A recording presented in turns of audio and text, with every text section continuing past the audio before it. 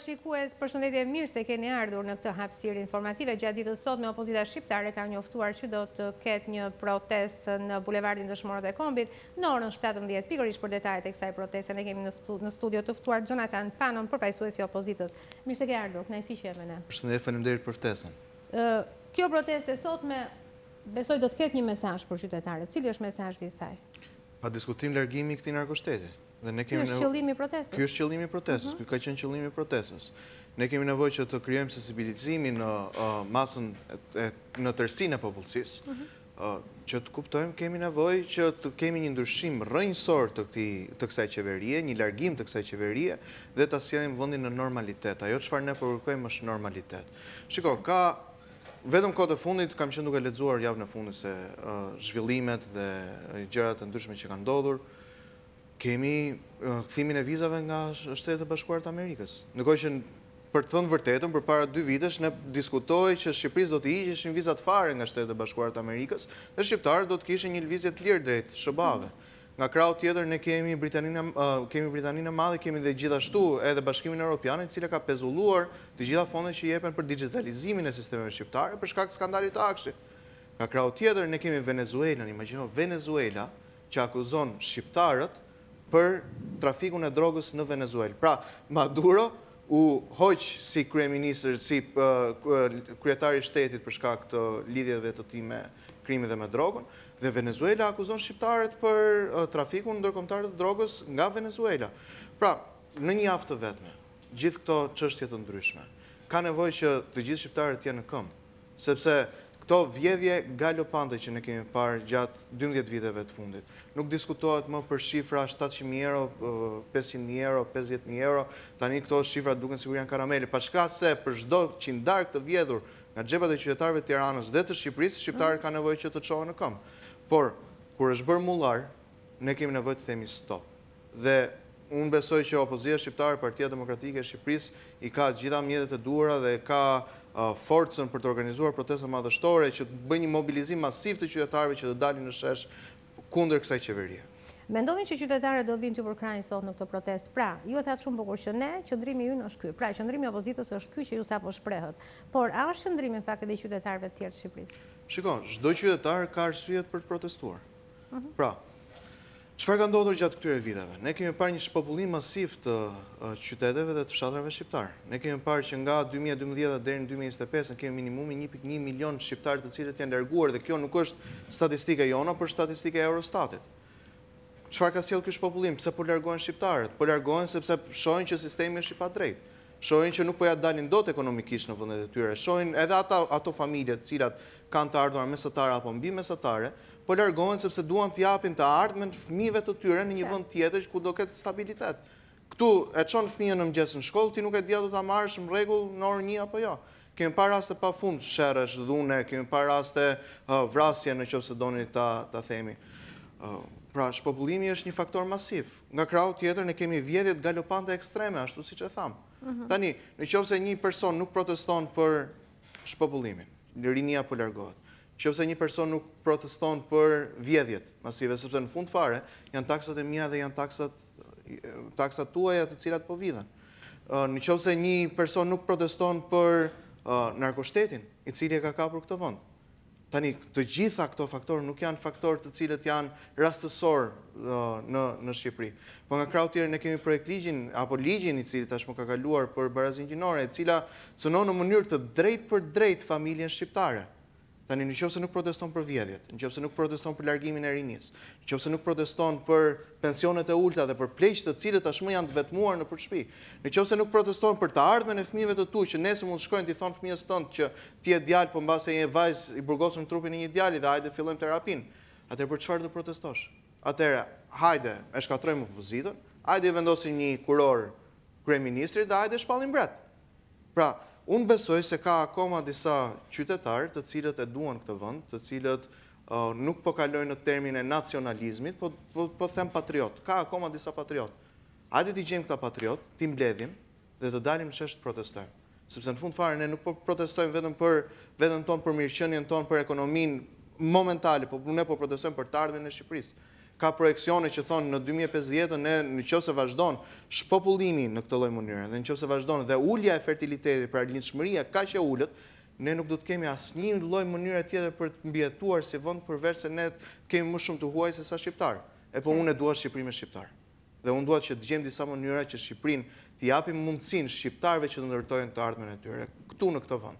Sepse është paradoksale, shiko, PR-i i Partisë Socialiste ka qenë gjithmonë dhe tani në 2025-ën fajin e ka Berisha, fajin e ka opozita. Nuk e ka fajin Berisha, nuk e ka fajin opozita. Në qoftë se në 2013-ën, ndërkohë që kur Berisha e la pushtetin e tij, Shqipëria ishte bërë vend antar i NATO-s, Shqipëria ishte bërë pjesë e Schengenit. Çfarë u tha nga Partia Socialiste? U tha që kjo si gjë ka ndodhur për shkak të vullnetit të amerikanëve, ka ndodhur si për shkak i vullnetit të europianëve, por jo si merit të qeverisë Berisha. Po nga krau tjetër kur diskutohej për Ballkanin e hapur, thuhej, shiko se është një ide e Edi Ramës që ne akoma nuk e kuptojmë se çfarë do të bëjë. Po nga krau tjetër kur Berisha bëri marrëveshje me muhaxhedinët që do t'i sillte në Shqipëri për shkak të partneritetit që kishte me amerikanët, u tha që Berisha është një islamik i tmerrshëm, që Berisha nuk e do këtë vend dhe Berisha po e shkatron këtë vend duke sjellë islamik.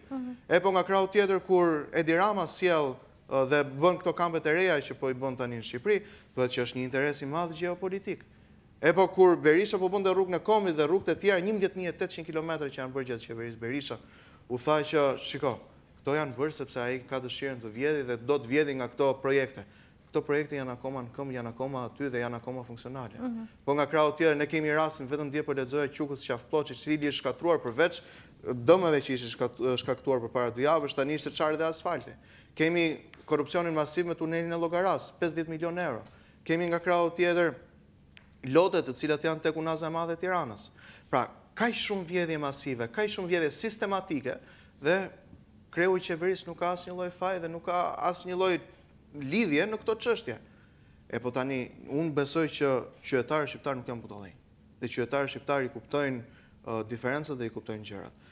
Nuk besoj dhe e dëgjoj shpesh që thonë që opozita shqiptare nuk frymëzon. Apo Partia Demokratike nuk frymëzon. Gjej një parti e cila frymëzon. Shko votoje. Në qoftë se nuk mendon që Partia Demokratike është zgjedhja e dur, forca e dur qeverisë alternative ndaj Partisë Socialiste, shko voto ti këtë tjetër. Po shqiptarët apo kanë votuar, Jonathan? Dakor, kemi dalë nga zgjedhjet të cilat shqiptarët e kanë dhënë verdiktin e tyre tashmë. Shikoj. Si e kanë dhënë verdiktin e tyre? Cilët shqiptarë?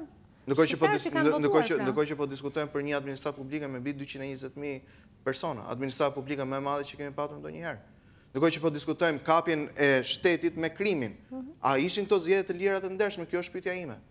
A ka një lidhje ndërkohë që ambasada amerikane çdo herë që bën një deklaratë për shtyp, thotë që Shqipëria ka nevojë që ta distancojë veten e saj nga krimi dhe nga droga? Tani, para që kohë se ne, Partia Demokratike ka patur mision nga maj deri tani që po e vërteton dhe e ka vërtetuar që këto zgjedhje ishin fars, atëherë ne kemi nevojë që t'i japim qytetarëve lirinë që të zgjedhin dhe të zgjedhin lirshëm. Unë jam me Partinë Demokratike sepse besoj tek vlerat e Partisë Demokratike dhe besoj si alternativë qeverisë kryesore. Ka eksperiencën, i ka njerëzit, i ka talentet për të qeverisur. Por nga krau tjetër, unë besoj që kushdo, cila do parti nga opozita është më e mirë se sa Edi Rama. Dhe qëllimi parsor duhet të jetë që të heqim kryeministrin dhe të hiqet kjo qeveri e cila po i biem qaf qytetarëve se në fund fare po i biem qaf këtij qyteti. Si mendoni që të hiqet kryeministri dhe qeveria? Mendoni me protesta? Patjetër që protestat janë një pjesë e saj. Pa diskutim që po. Sepse por nuk ndalon vetëm aty. Në demokraci në fakt është me votë. Shiko, po që të arrim deri tek vota e lirë, ne kemi nevojë që ta çlirojmë një herë kapjen e shtetit, sepse në momentin që ti ke shtetin dhe partinë e cila është bërë një, atëherë ti nuk mund të pretendosh për zgjedhje të lira dhe nuk mund të pretendosh për liri. Edhe në kohën e komunizmit ju keni pas zgjedhje apo jo? Unë për fat të mirë nuk e kam kapur atë si kohë, por dëgjoj gjyshit e mi, dëgjoj prindrit e mi se çfarë bëhen ato sistem. Po përveç pjesës së ndalimit të besimit fetar dhe përveç pjesës së kufizimit të largimit apo të udhëtimeve jashtë shtetit. Çfarë ndryshimi ka Shqipëria tani me Shqipërinë atëherë? A thoni dot? Këtu po diskutoje, po dëgjoja një emision përpara 2 ditësh, po thuaj do të rriten taksat për pronat në Bregdet, dhe të gjithë ata qytetarë të cilët apo personat të cilët kanë pronat e tyre dhe nuk do të kenë më mundësi të paguajnë taksat, atëherë shumë e thjeshtë thanë si diçka krejt normale që do të jetë shteti do t'ia marrë tokën këtij personi dhe do ta ndihmojë që të rilokohet në një zonë tjetër urbane. Tani këtu po të merret shteti. këtu po të merren fëmijët, këtu po të bëhet një implementimi komplet një ideologjie të re të një marksizmi kulturor, dhe ne duhet të qëndrojmë dhe të pretendojmë që asgjë nuk po ndodh kur të vinë votime, ne do vazhdojmë të votojmë. Po shqiptarët nuk janë dele. Dhe ne kemi nevojë që t'japim alternativën dhe t'japim mundësinë që së pari të çlirohet shteti dhe të çlirohet administrata publike, pastaj të diskutojmë, hajde të shkojmë në zgjedhje të lira dhe të ndershme. Qartë. Zhantan, ju mendoni që për të gjitha këto problematika që ju sapo ngritët dhe pretendoni si opozitë, është faji vetëm i qeverisë, a ka ndoshta opozita e sotme një mea culpa për të bërë përpara shqiptarëve? Për cilën pjesë? Për pjesën që opozita e sotme ka qenë në pushtet. Gjatë periudhës së pushtetit kur opozita e sotme ka qenë në pushtet. Pra, ju thoni që faji për çdo gjë është i qeverisë dhe i forcës politike aktuale, apo jo?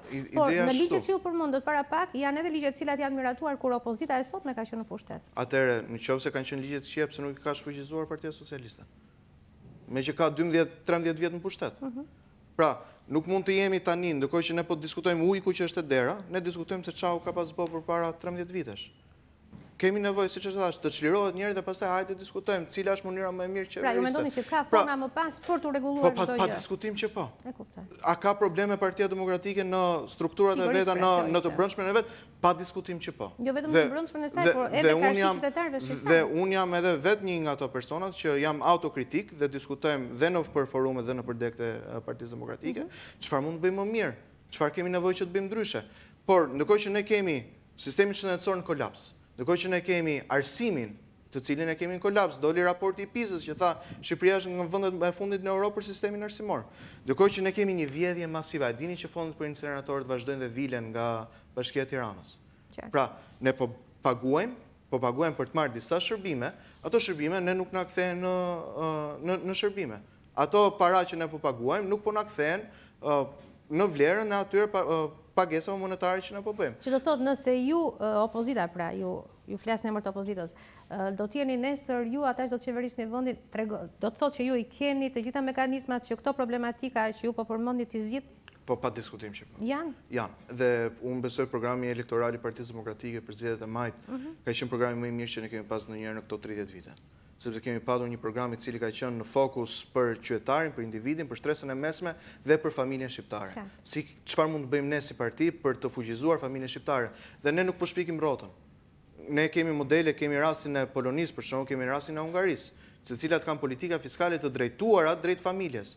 Po përpara se të shkojmë aty, ne kemi nevojë që të bëjmë këto hapët e parë një herë. Dhe protesta është hapi i parë, është një hap kyç drejt çlirimit të këtij vendi nga kjo qeveri.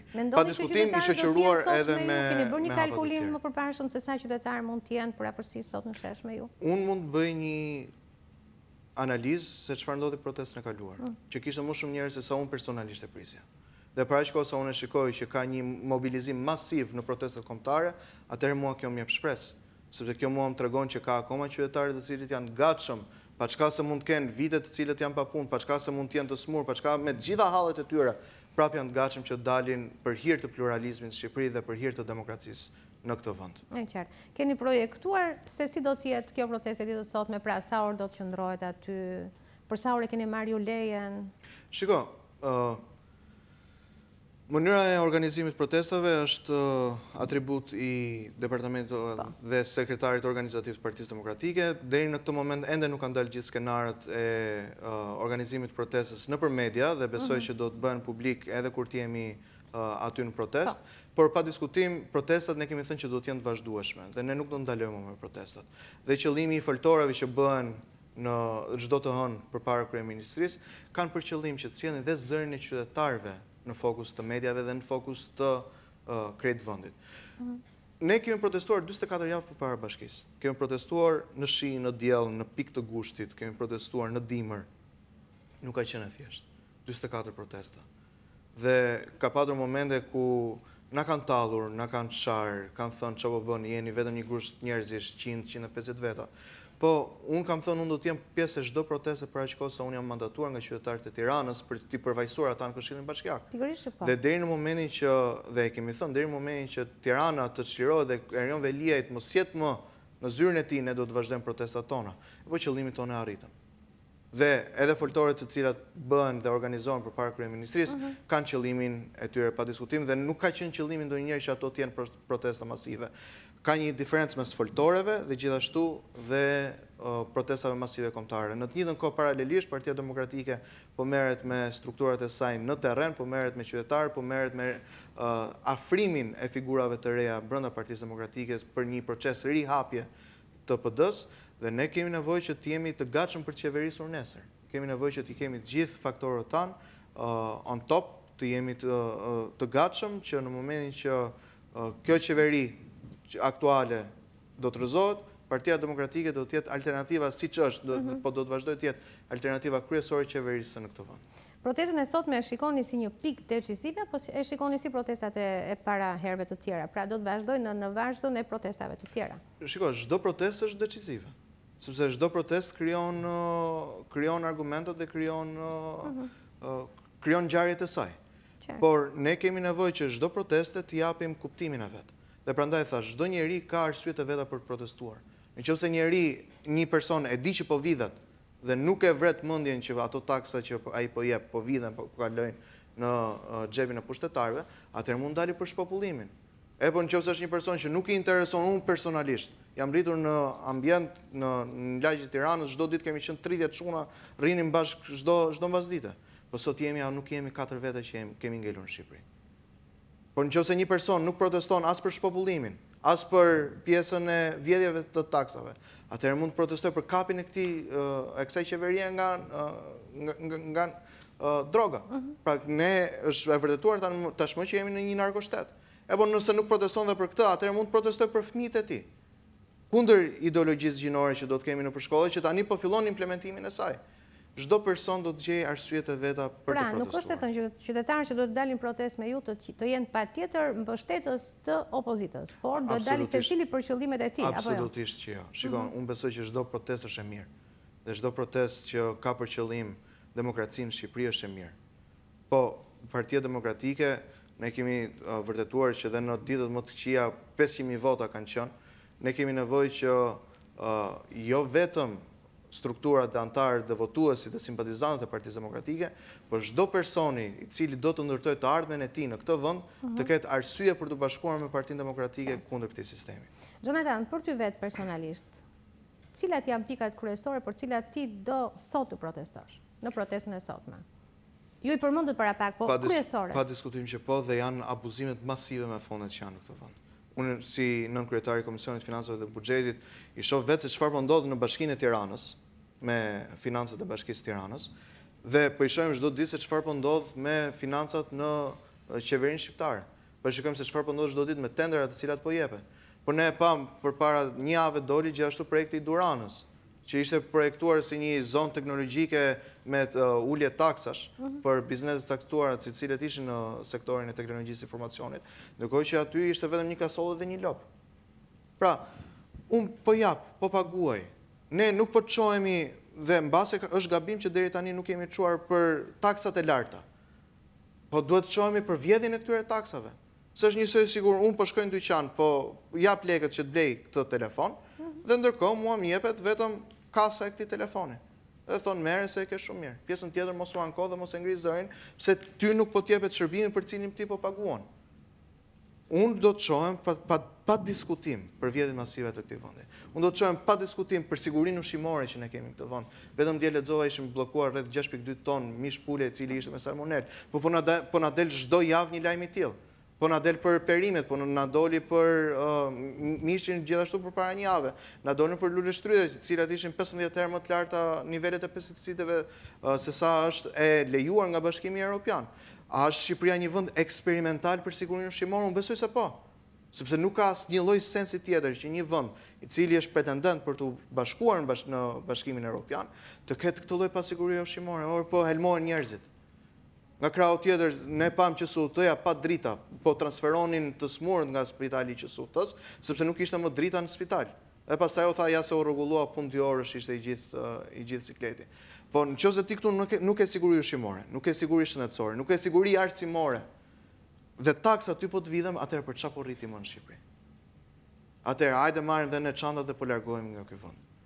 Po unë për aq kohë sa e kam dedikuar veten time dhe jetën time publike këtij vendi dhe dua që ta shoh këtë vend që të begatoj dhe të rinjtë dhe të reja shqiptare të lindin fëmijët e tyre këtu, siç e thash unë dua Shqipëri me shqiptar. Bravo. Jonathan, je antar i Këshillit Bashkiak të Tiranës. Para 2 ditësh, mos gaboj, ju keni bërë mbledhjen e parë për vitin 2026. Po. Përveç se keni miratuar projekte, keni pasur debate, sepse keni thënë që ka munguar transparenca për vitin 2025. Për çfarë keni pasur fjalën? Shiko, është e vërtet. Në fakt, në mbledhjen e parë 2026 ka qenë me sa unë kuptova vetëm mbledhje ku kemi patur të gjitha votat unanime për të 10 pikat e rendit ditës, sepse kanë qenë pika kryesisht pika të ndihmës sociale që kanë qenë për Tiranën. Kjo është një gjë e mirë. Dhe është një gjë e mirë dhe gjej rastin për të falenderuar gjithashtu stafin e bashkisë që ju desh një vit mbas arrestimit të kryetarit të bashkisë, që atë kërkesë që unë kisha dhe anëtarët e tjerë të Këshillit Bashkiak Partisë Demokratike kishin prej 2 vitesh, më në fund u realizua një vit mbas arrestimit të Rënveliajt, e cila është rritja e bonusit qeras në bazë të vlerave reale të referencës së tregut. Sepse ne trajtojmë me bonus qeraje, me ndihmë ekonomike për të paguar qeran disa familje të cilat nuk e kanë mundësinë për të paguar sepse kanë të ardhurat e ulta. Dhe dini që në Bashkinë e Tiranës bonusi qeras ka qenë nga 190.000 lekë të vjetër deri 220.000 lekë të vjetra në muaj, maksimumi. Po. Për më shumë se sa një vit e gjysmë, 2 vite, na ka dalë goja mbrapa, duke thënë çojeni në vlerat reale të tregut. Sepse kemi nevojë që qytetarët e Tiranës t'i trajtojmë me dinjitet. Ata persona të cilët vinë dhe aplikojnë për ndihmë sociale, nuk janë persona të cilët po aplikojnë kot, por janë realisht në nevojë për këtë gjë. Dhe ai bonus 190.000 lekë që jepej maksimumi, nuk arrin që të plotësoj nevojat për të marrë një banesë në qytetin e Tiranës. Dhe më dje u miratua, mbledhjen e fundit u miratua që bonusi qeras do të kishte një rritje, dhe është një rritje shumë e mirë, nga 35.000 lekë të reja për 350.000 lekë të reja për 1+1 deri në masën e 450.000 lekë të vjetra për 3+1. Është një lajm i mirë. Është një lajm fantastik. Dhe për më tepër që ka qenë me konsensus. Ka qenë me konsensus sepse të paktën i jep qytetarëve të Tiranës atyre të cilët janë më në nevojë një mundësi. Kemi nevojë të bëjmë më shumë, pa diskutim që kemi nevojë të bëjmë më shumë. Për së pari ne kemi nevojë gjithashtu të kemi transparencë. Ne kemi një vit thuajse tashmë që Anuel Eristani është drejtuese e komanduar e Bashkisë Tiranës. Kemi më shumë se një vit e gjysmë që kërkojmë ngritjen e një komisioni të përhershëm të kontrollit të brendshëm në bashki. Dhe nëpërmjet Këshillit Bashkiak marrim ekonomistët të cilët janë antarë të Këshillit Bashkiak, ngrejmë një komision kontrollit të brendshëm që të kuptojmë në muajin dhjetor, cilat ishin hyrjet daljet, cilat ishin projektet të cilat u miratuan, cilat ishin tendrat të cilat u dhanë, cilat ishin shpenzimet kryesore, që në këtë lloj mënyre ne të kemi një për efekt transparencë. Për efekt të transparencës, dhe sepse ne nuk kemi transparencë në bashki. Unë jam nën kryetari i Komisionit të Financave dhe të Buxhetit, kemi pafund kërkesa që kemi dërguar, bashkë me zotin Telidi kemi që në gusht 2024 shkresa që kemi dërguar për kërkesë për transparencë, dhe ende ne nuk kemi transparencë. Po, a na japin këto predispozitën që ne të mendojmë që aty ka abuzime, pa diskutim që po. Në qoftë se nuk ka, atëherë na vërtetoni të kundërtën, na jepni dokumentet të cilat ne kërkojmë, dhe ne jemi shumë okay pastaj me mënyrën tjetër se si po vazhdojnë për aq kohë sa kërkesat tona për transparencë vinë dhe plotësohen. Kështu që ne do të kemi debat në seancat e Këshillit Bashkiak për transparencë, për sa kohë nuk ka transparencë. Ne do të kemi debat në seancat e Këshillit Bashkiak për taksat, për aq kohë sa taksat nuk përdoren për qëllimin e tyre të cilat merret. Ne e dini, ne paguajmë ende taksën e përkohshme të infrastrukturës arsimore. Është një taksë të cilën janë mbledh rreth 55 milionë euro nga kjo taksë. Kemi dërguar shkresën dhe kërkesën se cilat janë shkollat dhe rinovimet të cilat janë bërë me fondet e kësaj takse. Sepse deri tani shumica e shkollave në Bashkinë e Tiranës janë bërë me fondet të Bashkimit Evropian, EU for Schools dhe grandet të tjera. Me këtë taksë 55 milionë euro. Çfarë është bërë? Apo është bërë tjetër sim? Apo nga taksa e infrastrukturës arsimore janë kaluar për incinerator? Sepse ne edhe sot vazhdojmë paguajmë për incinerator. Ne sot paguajmë rreth 90.000 euro në ditë vetëm për menaxhimin e mbetjeve në Bashkinë e Tiranës. Po është Tirana më e pastër sot. Cilat janë problemet kryesore që ne kemi sot në Tiranë? Trafiku. Trafiku na jep kosto kohe, na jep kosto tymi që thithim tymin, na jep edhe kosto nerva, shkojmë në shtëpi jemi të zauruar një orë në trafik. Problemi tjetër është arsimi. Si kemi ne shkollat në Bashkinë e Tiranës? Pse vazhdojmë akoma të kemi shkolla me 2 turne? Problemi tjetër është pastërtia. Është Tirana më e pastër sot? Sepse në mendimin tim, konstatimin tim, jo. nuk është më e pasur se sa mund të ketë qenë përpara 10 vitesh. Ne vazhdojmë, shikojmë zona të tëra të cilat janë të mbushura me plera. Po, është Tirana duke i menaxhuar takset e saj në mënyrën e duhur dhe duke bërë një vjelje të duhur të taksave dhe kemi një sistem fiskal të rregullt në këtë bashki. Mendimi tim prapë jo. Kemi nevojë që të bëjmë më shumë, kemi nevojë që të bëjmë më mirë. Qartë. Jonathan, në përmbyllet të intervistës doja një mesazh për të gjithë qytetarët shqiptar, të cilët ju mendoni që do të jenë sot pjesë e protestës, por edhe për ata qytetarë të cilët nuk do të jenë pjesë e protestës, nuk i intereson kjo protestë, ndoshta atyre i prishet përditshmëria sepse do të bllokohen ca rrugë. Do të kemi disa ngadalësime të gjërave. Për ata persona të cilët janë ndjenit protestës e zgjedhin me vullnetin e tyre të lirë të mos vinë protestë, atëherë nesër nuk duhet të kenë gojë që të ankohen. Nuk kanë të drejtën e ankimit nesër, sepse po vidhen, sepse Tirana dhe Shqipëria është e papastër, sepse po shitet kjo Shqipëri copa, sepse sistemi shëndetësor nuk po funksionon, sepse sistemi arsimor jemi në tokë dhe nuk do të ketë të drejtën që të ankohet. Dhe të mbajë përgjegjës opozitën shqiptare, sepse nuk bëri diçka në momentin që duhet bënte diçka. Ndërsa për gjithë personat të cilët po mendojnë që të bëhen pjesë e kësaj proteste, duhet të inkurajoj që të vinë. Është sot në orën 5 të mbasdites, në orën 17:00 përpara kryeministrisë kemi nevojë që të jemi të gjithë bashkë. Megjithatë, çdo qytetar shqiptar ka të drejtën e zgjedhjes tij. Pa diskutim që po. Dhe meriton që të marrë ato çfarë i detyrohet shtetit të marrë çdo qytetar shqiptar, qoftë me njëra apo me tjetrën parti. Pa diskutim që po, por ashtu siç e thash më parë, çdo protestë është e mirë. Dhe çdo person ka të drejtën që të protestojë dhe duhet të protestojë. Unë mendoj që ka detyrimin të protestojë kur shikon një padrejtësi. Por është një proverb që mua më pëlqen shumë dhe thotë, nëse një njeri e ka mundësinë që të bëjë të mirën dhe nuk e bën, atëherë ka bërë të keqen. Për mua një person që ka mundësinë që të protestojë, ndërkohë që ndihet që është i vjedhur apo i abuzuar në këtë vend dhe nuk proteston, atëherë është njësoj sikur të ketë qenë pjesë me sistemin. Jonathan Tano, falenderoj shumë që ishe me ne sot. Faleminderit ju. Të uroj suksese. Faleminderit. Të nderuar shikues, kemi mbritur këtu në fund të kësaj interviste. Faleminderit që ishit me ne, miru takofshim.